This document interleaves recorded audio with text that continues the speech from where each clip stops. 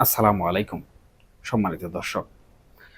বাংলাদেশের রাজনীতির বর্তমানে এই উত্তাল এবং ঘোলাটে সময়ে আমরা যখনই আসলে দেশের যে ভবিষ্যৎ রয়েছে সেই ভবিষ্যৎ নিয়ে একটু গভীরভাবে বিশ্লেষণ করতে বসি বা চিন্তা করতে বসি, তখন ঘুরে ফিরে কিছু পুরনো শব্দ এবং সমীকরণ কিন্তু আমাদের চোখের সামনে ভেসে ওঠে। এর মধ্যে সবচেয়ে বেশি যে শব্দটি আমাদের রাজনৈতিক অভিধানে ঘুরপাক খাচ্ছে তা হলো 111 বা ১১।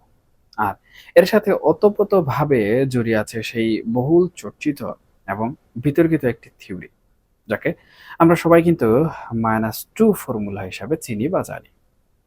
আজকে এই মুহূর্তে আমি আপনাদের সামনে এই বিষয়টির একেবারে নারী নক্ষত্র যেটি রয়েছে সেটি পর্যালোচনা করার চেষ্টা করব। আমরা একটু পেছনের দিকে ফিরে তাকাবো। দর্শক, ইতিহাসের পাতা থেকে বর্তমানের এই জটিল সমীকরণগুলো মেলানোর চেষ্টা করব। কারণ অতীতকে আসলে না বুঝলে বর্তমানের এই যে ধোঁয়াশা, সেই ধোঁয়াশা আমরা কোনোভাবে কাটিয়ে উঠতে পারবো না।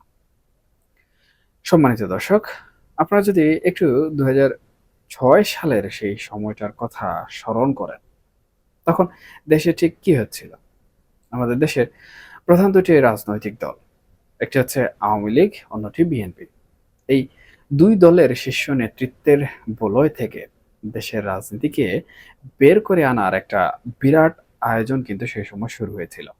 দেশি এবং বিদেশি বিভিন্ন কৌশলগত শক্তি, পরাশক্তি এবং তাদের এদেশীয় কুশীলবরা মিলে একটা ব্লুপ্রিন্ট বা নীল নকশা তৈরি করেছিল। তাদের মূল কথা ছিল খুব চমৎকার, শুনতে বেশ শ্রুতিমধুর। তারা বলছিল দেশে একটা ফুল ডেমোক্রেসি বা পূর্ণাঙ্গ গণতন্ত্র প্রতিষ্ঠা করতে হবে। এমন একটা ব্যবস্থা যেখানে যে কেউ তার যোগ্যতা অনুযায়ী দল করতে পারবে।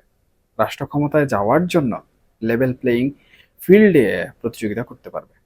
আর এই যে সুন্দর কথাগুলো, এর আড়ালে তারা যে চাপ, তাপ এবং শক্তির প্রয়োগ সে সময় করেছিল, তার মূল টার্গেটই ছিল ওই -2। আমি যদি একটু পরিষ্কার করে আপনাদের বলি, -2 এর আসল রূপরেখাটা কি ছিল?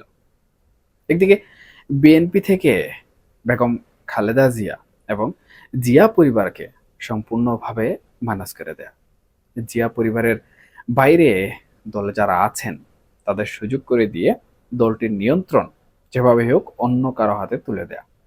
এবং ঠিক একইভাবে অন্যদিকে আওয়ামী লীগ থেকে শেখ হাসিনা এবং বঙ্গবন্ধু পরিবার বা তাদের যে সকল আত্মীয়-স্বজন যারা আছেন রয়েছেন তাদেরকে রাজনীতি থেকে বিতাড়িত করা এবং আওয়ামী লীগকে সর্বজনীন দল বানিয়ে দলের ভেতরের যে সংস্কারবাদী রয়েছে সেই সংস্কারবাদীদের হাতে নেতৃত্ব তুলে দেয়া। আপাতত দৃষ্টিতে এই রাজনৈতিক মিক্সচার বা ফর্মুলাটি অনেকের কাছেই তখন কিন্তু বেশ আকর্ষণীয় মনে হয়েছিল। আর এই তত্ত্বের উপর ভর করেই ২০০৭ সালের সেই 111 বা ১-১১ এর ব্যর্থ সামরিক বা আধা সামরিক অভ্যুত্থানটি কিন্তু ঘটেছিল। কিন্তু বাস্তবে কি ঘটলো? টানা প্রায় ১ বছর ধরে আমরা আসলে দেখলাম বিএনপি এবং আওয়ামী লীগের ভেতরে যে সংস্কারবাদী গ্রুপ তৈরি করা হলো, ব্যাঙের ছাতার মতো অনেকগুলো কিংস পার্টিও কিন্তু সে সময় জন্ম নিল। তবে ১ বছর পার হওয়ার পরই সেই সকল কুশীলবরা সে সময় বুঝতে পারলেন যে বাংলাদেশের মাটিতে আসলে এই ফর্মুলা বাস্তবায়ন করা কোনোভাবেই এতটা সহজ নয় এবং জনগণ এই চাপিয়ে দেয়া নেতৃত্ব মেনে নেয়নি, মেনে নেবেও না। ফলশ্রুতিতে যেটা হলো সেই 111 সরকারের পতন ত্বরান্বিত হলো। শুধু তাই নয়, বিএনপি এবং আওয়ামী লীগের ভেতরে যারা সংস্কারবাদী হিসাবে সে সময় মাথাচাড়া দিয়ে উঠেছিলেন তাদেরও কিন্তু চরমভাবে পতন হলো। 111 এর সময় যারা সেই সরকারের তাবেদারি করেছিলেন, পা চেটেছিলেন, চাটুকারিতা করেছিলেন, তারা সবাই কিন্তু বিপদে পড়ে গিয়েছিলেন এবং পুরো যে প্রকল্প বা ব্লুপ্রিন্ট, সেই নীল নকশাটা কিন্তু একেবারে ভেস্তে গেল। আপনারা জানেন, রাজনীতিতে কোনো কিছুই আসলে হঠাৎ করে ঘটে না। 111 এর সেই ব্যর্থতার পর দেশি বিদেশি শক্তিগুলো, বিশেষ করে ভারতের তৎকালীন নীতি নির্ধারক এবং আমেরিকার মধ্যস্থতায় আমরা কিন্তু দেখেছি পর্দার আড়ালে একটি বড় রাজনৈতিক সমঝোতা হয়। এরপর ২০০৮ সালের ২৯শে ডিসেম্বরের নির্বাচনের মধ্যে দিয়ে শেখ হাসিনা কিংবা আওয়ামী লীগ ক্ষমতায় আসে। প্রথম ১-১.৫ বছর পরিস্থিতি মোটামুটি খুব স্বাভাবিক ছিল। বিএনপিও তখন খুব বড় কোনো প্রতিবাদ আসলে করেনি। তারা শুধুমাত্র সূক্ষ্ম কারচুপির কিছু অভিযোগ তুলেছিল। কিন্তু এর পরপরই রাজনৈতিক দৃশ্যপট সম্পূর্ণভাবে আমরা দেখলাম পাল্টে যেতে শুরু করে। ক্ষমতায় বসে আওয়ামী লীগ অত্যন্ত সুকৌশলে যুদ্ধাপরাধীদের বিচার শুরু করে। জামাতের বিরুদ্ধে কিন্তু তারা শক্ত অবস্থান নেয় এবং দলের ভেতরে সংস্কারবাদীদের এক কথায় কোণঠাসা করে ফেলে।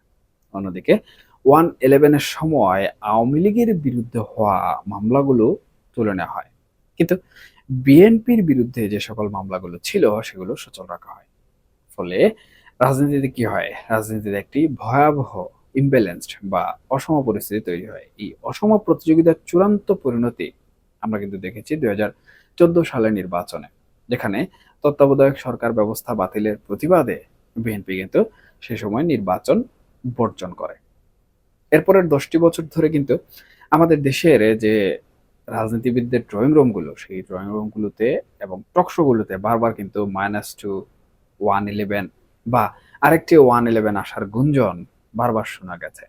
কারণ শেখ হাসিনা কিন্তু ধীরে, ধীরে এতটা শক্তিশালী এবং এতটা কর্তৃত্বপরায়ণ ক্ষমতার মাধ্যমে হয়ে উঠেছিলেন, সে সময় প্রাচীন রাজনৈতিক উপেন যারা রয়েছেন তারা কিন্তু কোনোভাবেই মোকাবেলা করার শক্তি দেশের ভেতরে পাননি। অনেকেই তখন মনে, মনে কল্পনা করতেন যদি কোনোভাবে সামরিক হস্তক্ষেপ, জনগণের অভ্যুত্থান এবং বিদেশি পরাশক্তির সমন্বয়ে আরেকটি 111 আসতো, তবে হয়তো দেশ এই দমবন্ধ করা পরিস্থিতি থেকে যেভাবেই হোক মুক্তি পেত। এবং অনেকেই কিন্তু সে সময় বলতেন আরেকটা 111 এলে আমরা ফুলের মালা দিয়ে বরণ করে নেব। এভাবেই কিন্তু 10টা বছর ধরে নানা আয়োজন, নানা আলোচনা এবং নানা পরিকল্পনা চলতে থাকে এবং আমরা কিন্তু সবাই সেই পরিকল্পনাগুলোর সাক্ষী হয়েছিলাম এবং এখনো আছি। কিন্তু এরপর ২০২৪ সালে এসে আমরা আসলে ঠিক কি দেখলাম? জুলাই এবং আগস্ট মাসের সেই দিনগুলোর কথা একটু ভালো করে ভাবুন। লক্ষ, লক্ষ ছাত্র জনতা সে সময় রাস্তায় নেমে এলো। বহু মানুষের রক্ত ঝরল, বহু মানুষ কিন্তু হতাহত হলেন। ৫ই আগস্ট শেখ হাসিনা সরকারের পতন হলো। কিন্তু এই ৫ই আগস্টের ঘটনাকে আমরা আসলে কি নাম দেব? এটা কি দ্বিতীয় 111? এটা কি নিছকই একটি ছাত্র গণ অভ্যুত্থান?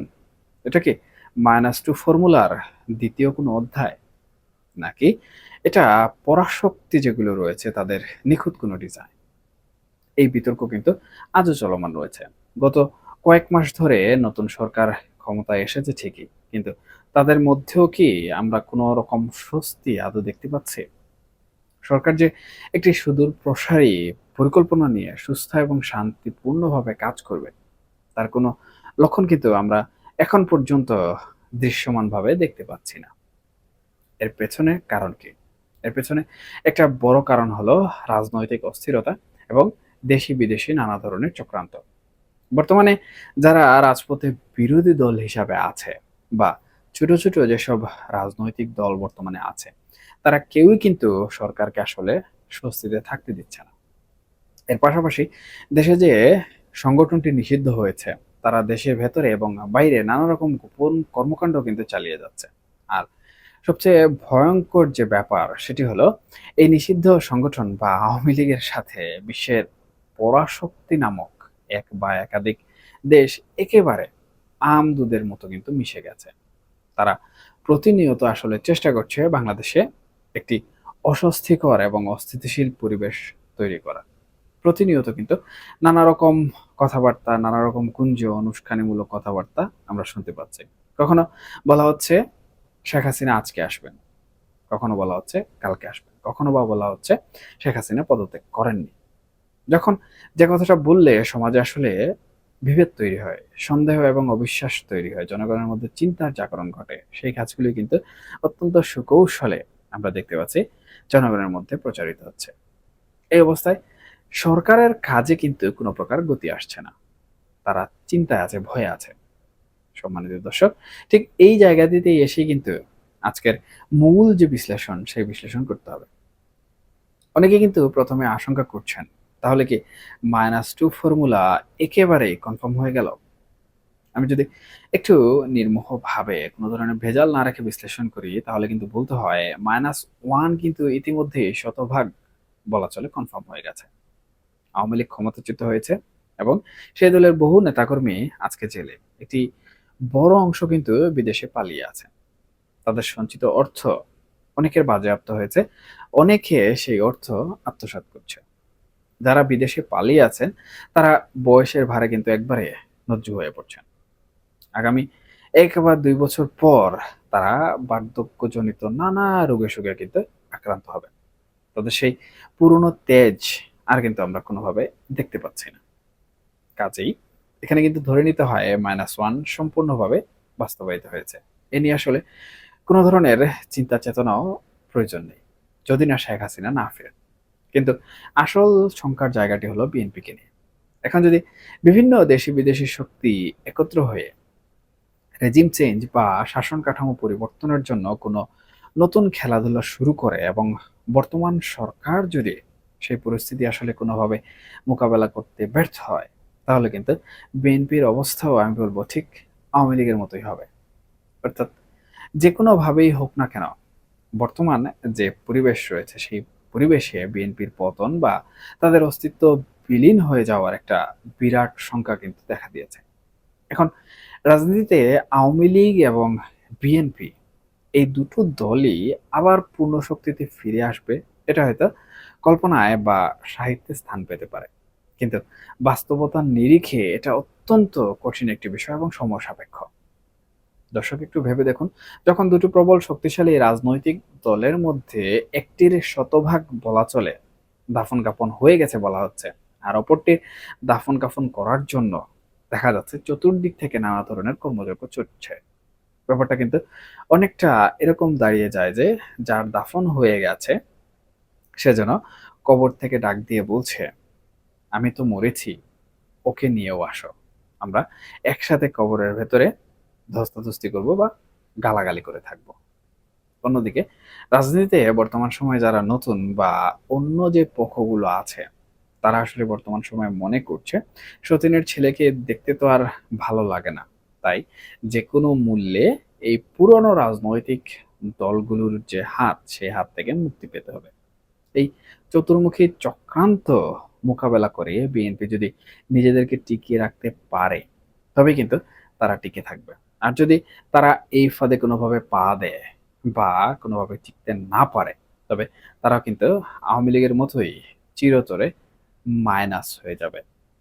সুপ্রিয় দর্শক, এখন প্রশ্ন হলো, যদি সত্যি -2 বাস্তবায়িত হয়ে যায়, দুটো দলই যদি রাজনীতির মাঠ থেকে কোনোভাবে আসলে ছিটকে পড়ে, তাহলে শূন্যস্থান তো আর কখনো শূন্য থাকবে না, তাই না? তারপর কে আসবে? -2 কনফার্ম হওয়ার পর যেই শক্তিটি আসবে, তাকে কিন্তু আমরা এখানে +1 বলতে পারি। এই +1 আসলে কারা? অতীতে যেভাবে বিভিন্ন শক্তিকে ক্ষমতায় আনার জন্য ব্লুপ্রিন্ট করা হতো, এখনো কি তেমন কিছুই চলছে? আমরা দেখেছি ১৯৯১ সালের নির্বাচনে বিদেশি শক্তিগুলোর তেমন কোনো আসলে দৃশ্যমান মেরুকরণ আমাদের রাজনীতিতে ছিল না। কিন্তু ৯৬ এর পর থেকে প্রতিটি নির্বাচনেই কোনো না কোনো বিদেশি পরাশক্তির গভীর ইনভলভমেন্ট বা সম্পৃক্ততা কিন্তু ছিল। 111 এর সময় কিন্তু এমনটাই ঘটেছিল। তাহলে এবার যদি আসলে -2 হয়েই যায়, তবে যে +1 আসবে সেই দলটি কে? তাদের পরিচয় কি? সেটা কি ডানপন্থী কোনো দল? সেটা কি বামপন্থী কেউ? নাকি সম্পূর্ণ অপ্রত্যাশিত কেউ?